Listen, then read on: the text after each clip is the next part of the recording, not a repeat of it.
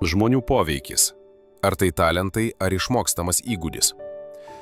Jei žinosite, šiame vaizdo įraše pristatomas 10 psichologinių taktikų, galėsite pakeisti savo santykius su žmonėmis ir tapti paveikesniu asmeniu.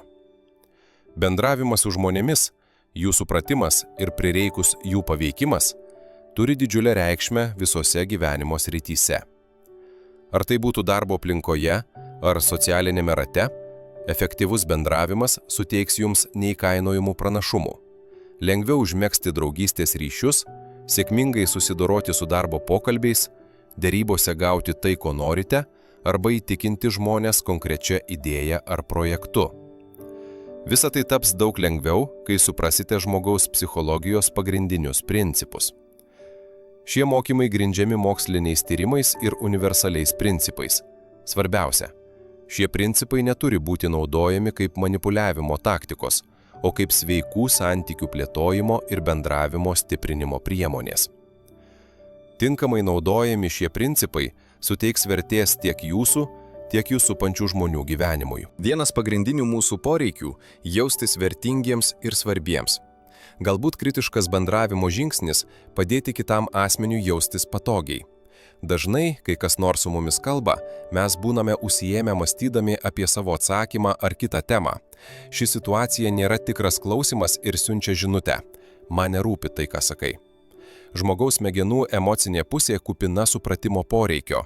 Tikras klausimas reikalauja tylėjimo, nenutraukimo pašnekovo ir parodimo, kad suprantate, ką jis sako, be teisimo, be išankstinių nuomonių. Net vien bandymas suprasti gali pakeisti santykių dinamiką.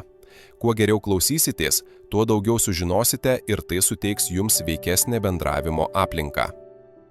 Daugelis žmonių mano, kad jų sprendimai grindžiami logika.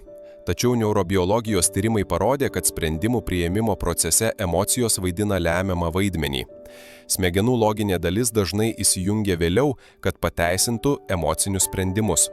Atsižvelgdami į šią tikrovę suprantame, kad norėdami ką nors įtikinti, pirmiausia turime kreiptis į jų emocijas. Įsivaizduokite, kad perkate naują automobilį.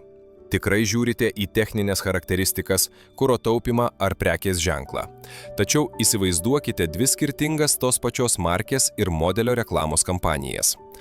Viena sako tik variklis tiek arklių jėgų, kuro sąnaudos tokio lygio. Kita naudoja emocinį požiūrį. Automobilis, kuriuo saugiai galite vežti savo šeimą ir mėgautis kelionės džiaugsmu. Tikėtina, antroji kampanija jums labiau įstrigs, nes emocijos turi poveikį toli už logikos ribų. Mūsų smegenys linkusios priimti tai, su kuo dažnai susiduriame, ar ką girdime, kaip teisinga ar svarbu.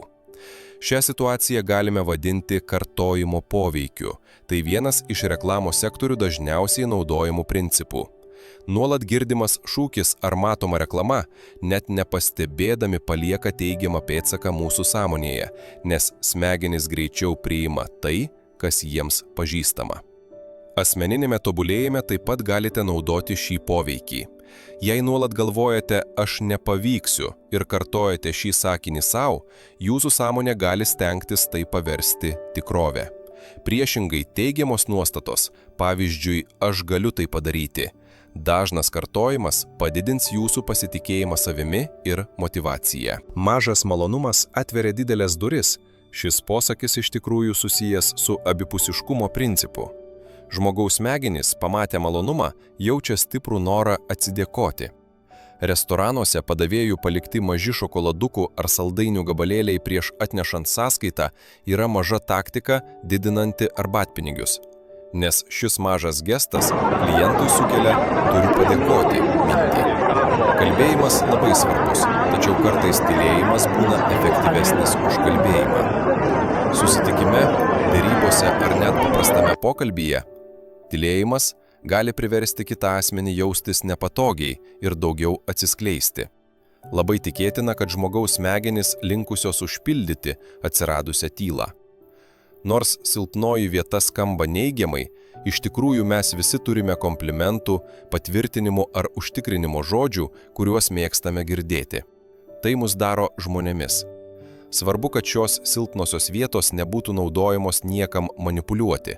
Vietoj to Reikia sąmoningai jas atsižvelgti, norint užmegzti gilesnį ryšį bendravime. Pasitikintys savimi žmonės yra pastebimi aplinkose, į kurias patenka.